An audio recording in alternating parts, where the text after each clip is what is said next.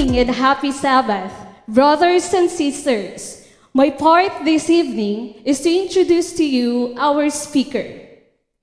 Our speaker graduated from Mountain View College with a degree in AB Theology in the summer of 1990 and was ordained in the ministry on November 18, 1995. He has a rich experience in the ministry, which is evident with the 34 fruitful years of service in the North Central Mindanao Conference of the Seventh-day Adventists. He served in the different fields of ministry from 1990 to 2015. He was assigned to the areas North Central Mindanao Conference as a district pastor and church pastor. In 2016, he was called to serve as the Sabbath School Director of NCMC. From the year 2022 up to the present, he has served as the church pastor of Southwestern Philippine Union Conference Garden Church, Cagayan de Oro City. He is married to Alapaz Cocamas Luneta, who is working as a teacher at Del Mar Adventist Elementary School, Cagayan de Oro City. They were blessed with 3 handsome and God-fearing sons. First, Zophil is a registered medical technologist working in DOH Region 10. Second, Ian Zakari is a pharmacist at the Capital University Medical Center. The third, Gabriel is a member of Batch Unité Savant. He took a Bachelor of Science in Nursing. Our speaker's motto is, trusting God to bless your aspirations and faithfulness in your ministry. The man of the hour is none other than Pastor Milner Bosotros Cagas.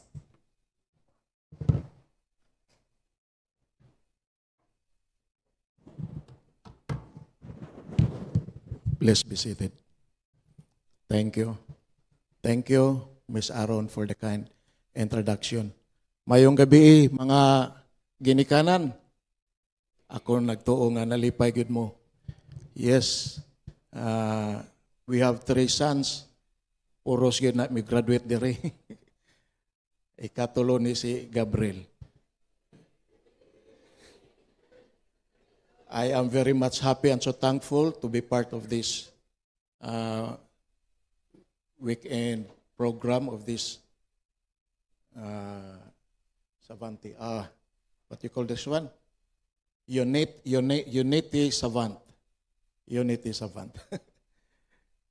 Dr. Mergal, our Education Director from the division.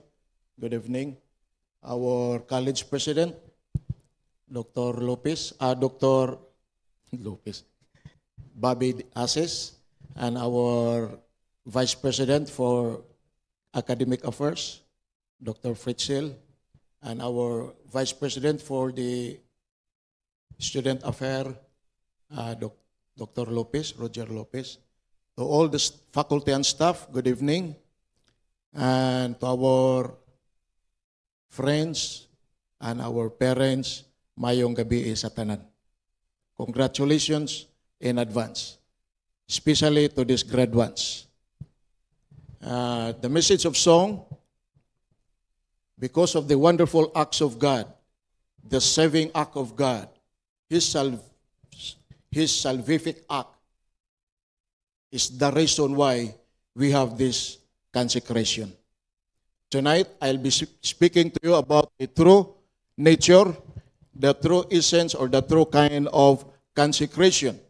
And I'll be using about the Bible and the writings of Sister Lindsay White, especially from the book of Steps to Christ, so that we could understand what is really the true consecration.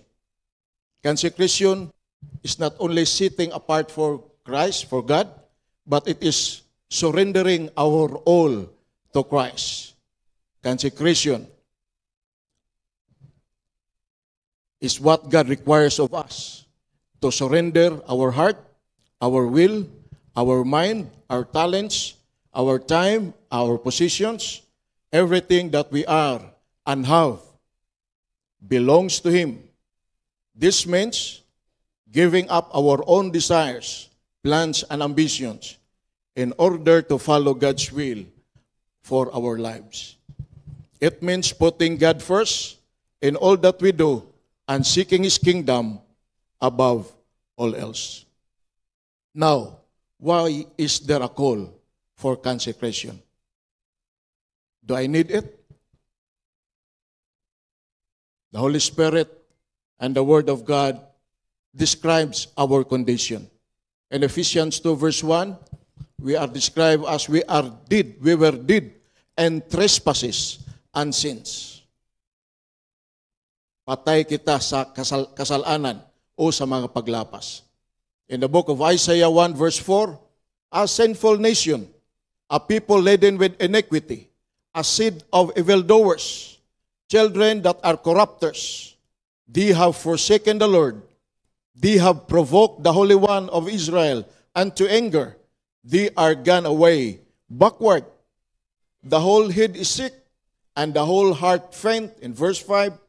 In verse 6, from the sole of the foot, even unto the head, there is no soundness in it. This is our sinful nature. If we acknowledge our sinfulness and meditate on that we cannot do anything for ourselves, then we need this consecration. In 2 Timothy 2 verse 26, we are described that we are taken captive by him or by Satan at his will. That is why we need this consecration. The whole heart must be yielded to God, or the change can never be wrought in us, by which we are to be restored to His likeness. By nature, we are alienated from God. This word speaks about that we cannot do anything for change. As agent of change, yes, education can help, but beyond all these years, we have a lot and millions of graduates, even to the highest degree of education. But still the problem of corruption, even in our own nation, even in our own locality, existed. Why? Because there is no wholehearted surrender to God. If we surrender ourselves to God, change, we will be experiencing change because we are be restored to His likeness.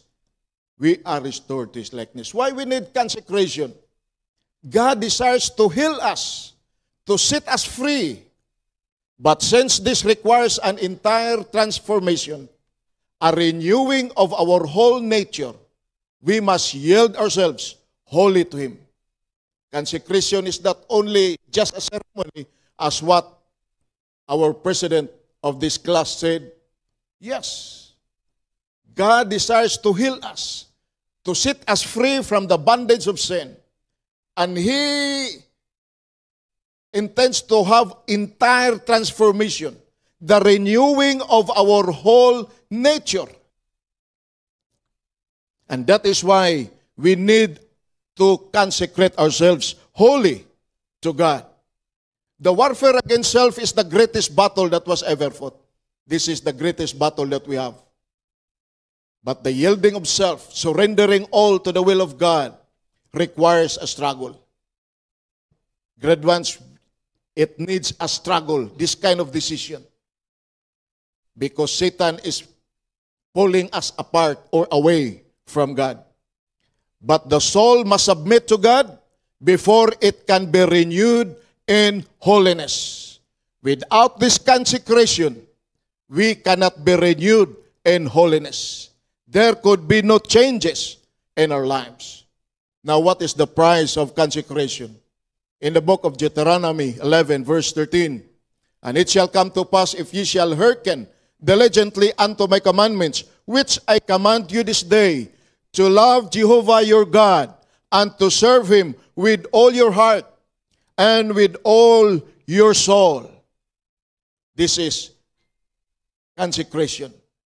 Total, the wholeness, to love and to serve the Lord with all your heart, with all your soul. In Joshua 22, verse 5, only take diligent heed to do the commandment, to love Jehovah your God, and to walk in all his ways, and to keep his commandments, and to cleave unto him, and to serve him with all your heart, and with all your soul. This is the call of God to each one of us. It needs wholehearted. Why?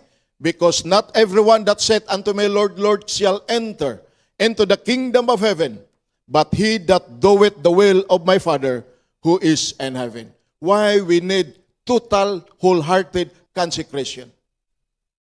Because it is not only by lip service, but it needs totally dedicated for obedience, doing the will of my Father. And this consecration must be willingly and intelligently. The government of God is not, as Satan would make it appear, founded upon a blind submission and unreasoning control. It appeals to the intellect and conscience. Come now, let us reason together, is the Creator's invitation to the beings He has made. If we would like to experience true consecration, it must be willingly and intelligently. Not just like, mao man ni uso karon. Mao po na imong gusto, mao po na akong gusto. Mao may gusto sa conference. Uy, mao man ni kadaghanan, mao man ni among gihimo. Mausab kini akong buhaton. There is no blind submission, nor unreasoning, but it must be willingly and intelligently in our submission to God. Why? God does not force the will of His creatures. He cannot accept an homage that is not willingly and intelligently giving. This consecration ceremony will bring you great blessings if you submit and surrender to God intelligently and willingly, not by force, not because this is the program. A mere forced submission would prevent all real development of mind and character. It would make a man a mere automaton. Kung kulang o wa ta kasabot unsay consecration, di na to makabot ang real development of our mind and our character. Such is not the purpose of the Creator. Nang napugos lang, sunod-sunod lang, murata og robot. It must be willingly and intelligently nga mo submit kita ngadto sa Ginoo. Why we are chosen by God for consecration? And what is the purpose of God? He desires that man, the crowning work of his creative power, shall reach the highest possible development. He sets before us the height of blessing to which he desires to bring us through his grace. This is the will of God. This is the desire of God. We are his created human being, shall reach the highest possible development. We are happy in this institution, not only that we are doing commencement exercises, nor baccalaureate, but we have this special program, the consecration ceremony, so that not only physical, not only mental development, not only social, but above all, spiritual development. Because this is the will of God, that we will also achieve the highest possible development in our Christian faith. He invites us to give ourselves to Him, that He may work His will in us. Why consecration? That is the only way that God can work within us. If we will not consecrate or surrender ourselves to God, He cannot work with you for development or for changes. It remains for us to choose whether we will be set free from the bondage of sin or to share the glorious liberty of the sons of God. If we will consecrate ourselves unto the Lord, God will work mightily to each one of us, and we could share the glorious liberty as the sons of God. In giving ourselves to God, we must necessarily give up all that would separate us from Him. Unsa man kini mga butang nga dili ganahan ang Dios, makapahimulag ka na gikan sa Ginoo, apil ka na atong isalikway. Hence the Savior says, whosoever he be of you that forsaketh not all that he hath, he cannot be my disciple. Luke 14, verse 33. Whatever shall draw away the heart from God must be given up. And what are some roadblocks to true consecration? Here, mammon is the idol of many. The love of many, the desire for wealth, is the golden chain that binds them to Satan. Reputation and worldly honor are worshipped by another class. Graduates, I know that we pursue education so that we could also achieve greater things, and we could also avail material blessings. But if we make it as an idol, and if we make it as an idol of worship, we worship it, then those are the roadblocks in our consecration. The love of money, reputation, worldly honor. Yes, it's nice to have some honorable seats in the government, but if you make it as a worship of your life, that could be a hindrance to your consecration. Here is a little graph about fear and greed index.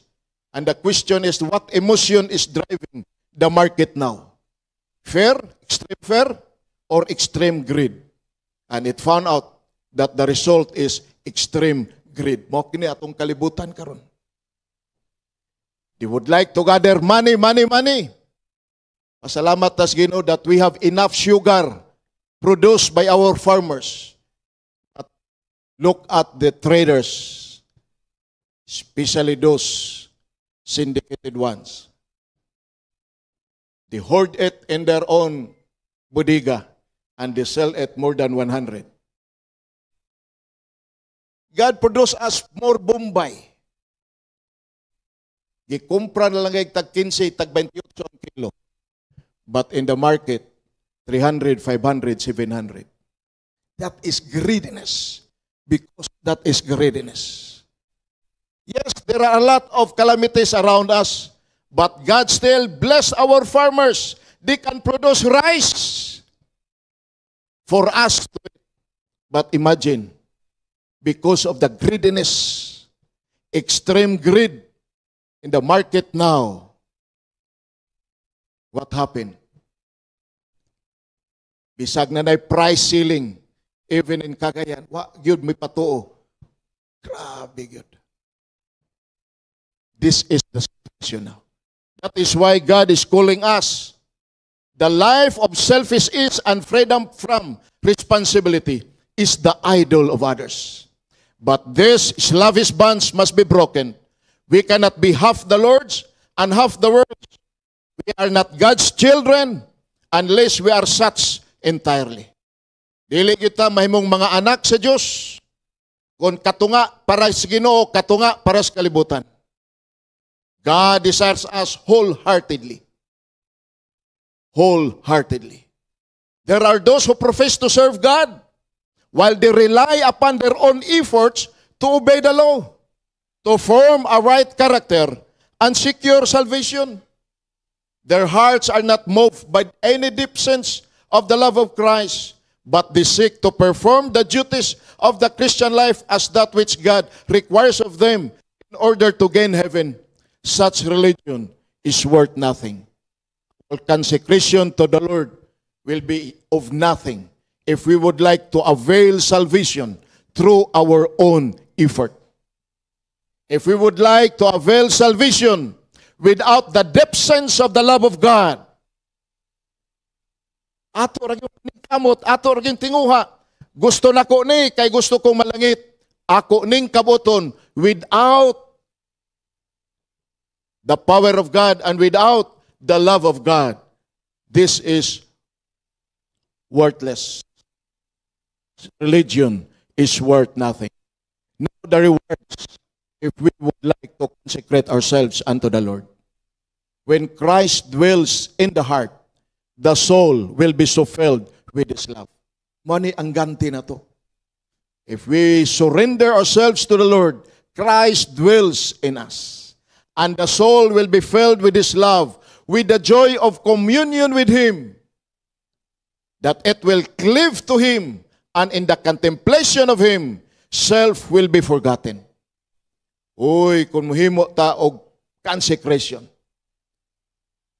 Jesus Christ will live in our hearts. And our soul will be filled with His love. And we have such a wonderful partnership with God.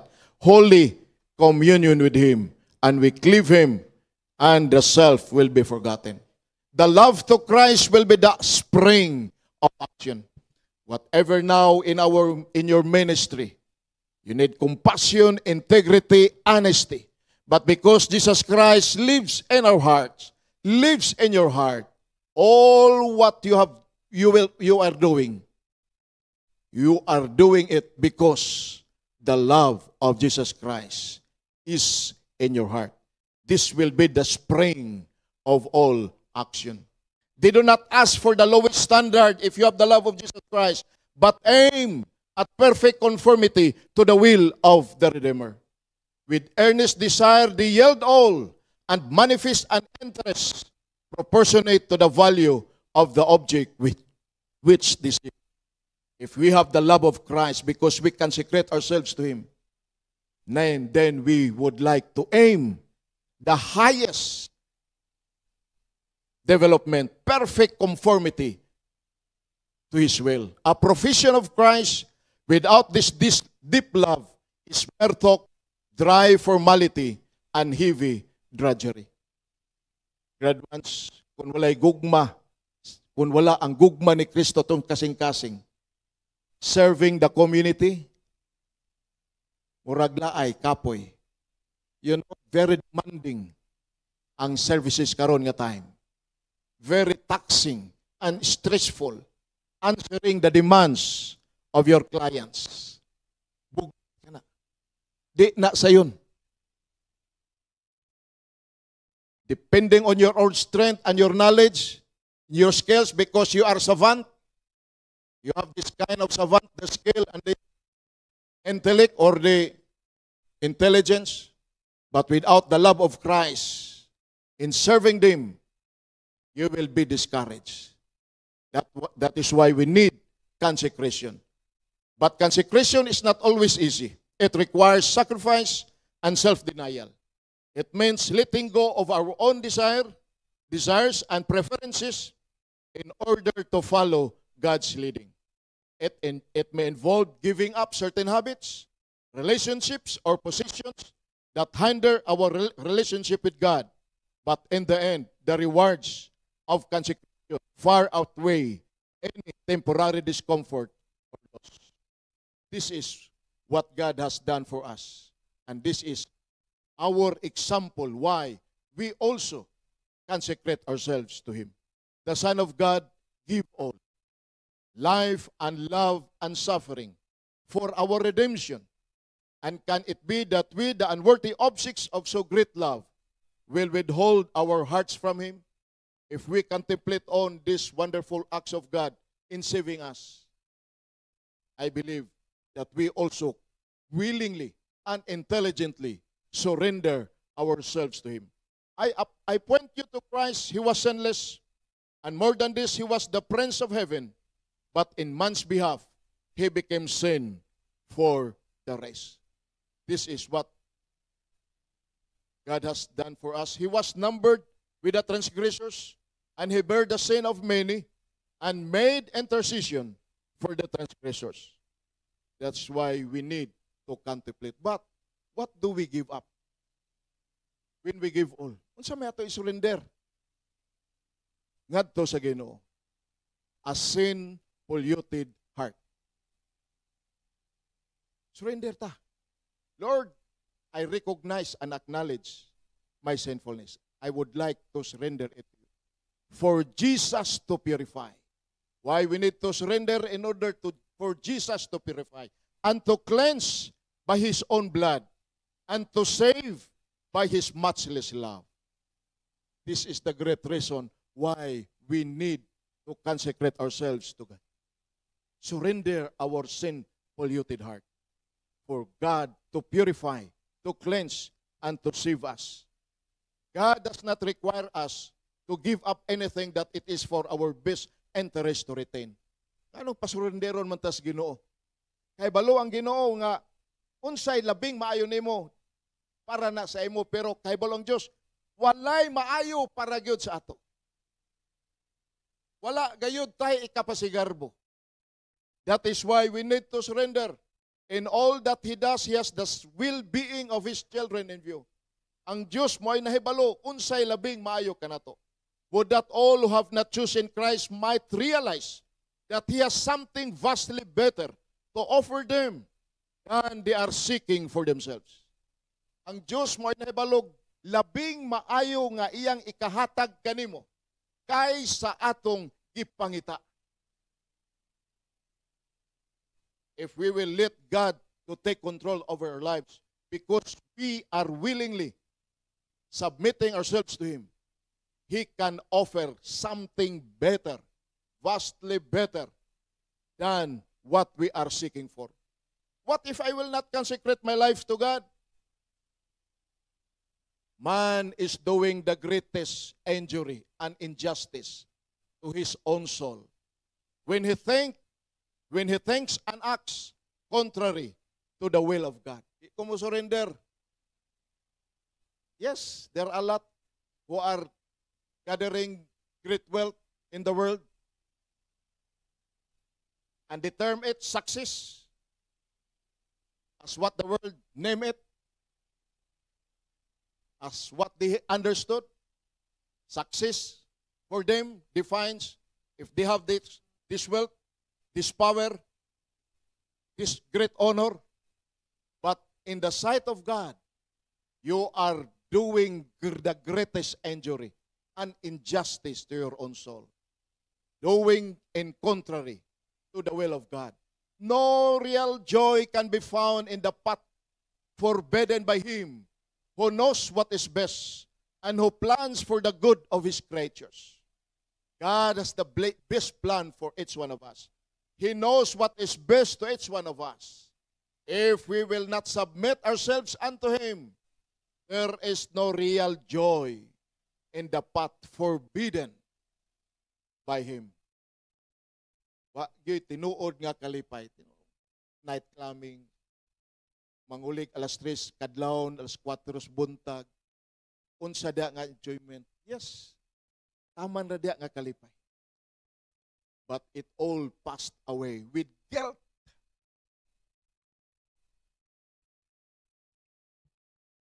Maghari ang selfishness, ang greed, and without any concern and compassion to the need of the humanity. The path of transgression is the path of misery and destruction. Money cannot answer all the demands and all the happiness that you need. But there is real joy if we submit ourselves to the Lord. It is a mistake to entertain the thought that God is pleased to see His children suffer.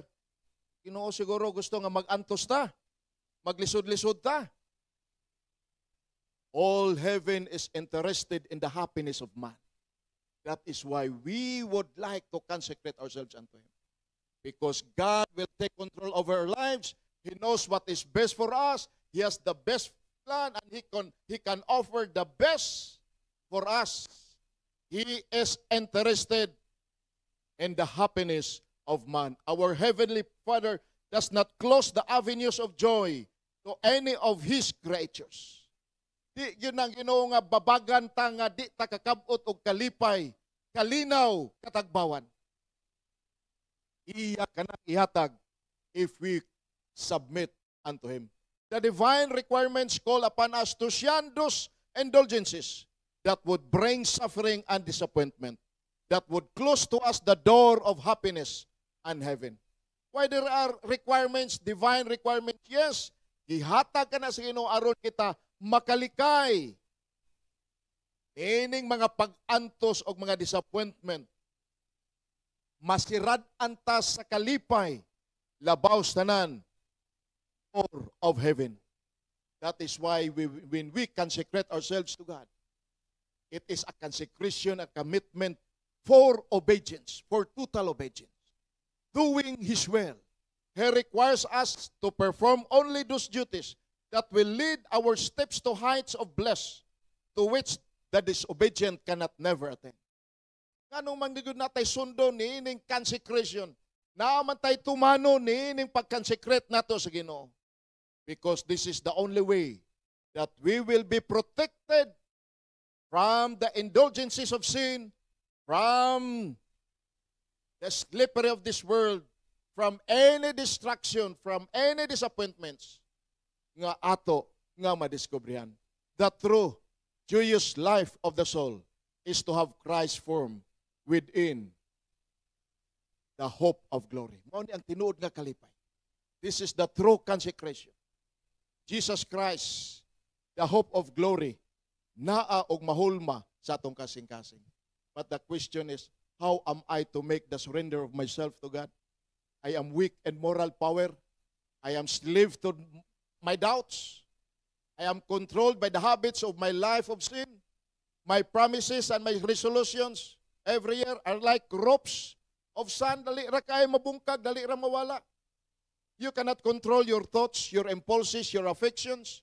The knowledge of your broken promises and forfeited pledges weakens your confidence in your own sincerity and causes you to feel that God cannot accept you. But you need not despair. What you need to understand is the true force of the will. This is the governing power in the nature of man, the power of decision or of choice. Everything depends on the right action of the will. You cannot surrender your body, your life. You cannot change or give yourself to God. It's affection. But you can choose to serve Him. Lord, I acknowledge my sinfulness. I am nothing before you. Yes, thank you that I have graduated this kind of degree. But still, I totally dependent on you. I would like to surrender my will unto you. This is my decision. This is my decision. Exercise your power of choice to surrender your will to God. This is true consecration. And the result, He will then work in you to will and to do according to His good pleasure. Sa diha nga mo surrender ta, mao kini ang panahon, God will work within us. And He will do according to His good pleasure. Thus your whole nature will be brought under the control of the Spirit of Christ. Your affections will be centered upon Him. Your thoughts will be in harmony with Him. God wants, without true consecration, nothing will happen in your life. For being an agent of change, for doing compassion with integrity, and doing great services to humanity, it cannot avail. By yielding up your will to Christ, you ally yourself with the power that is above all principalities and power. You will have strength from above to hold you steadfast, and thus through constant surrender to God, you will be enabled to live the new life, even the life of faith. Loved ones, let us commit ourselves to a life of consecration, surrendering our all to Christ each day. Let us seek His will above all else and strive to live in harmony with His purposes of our lives.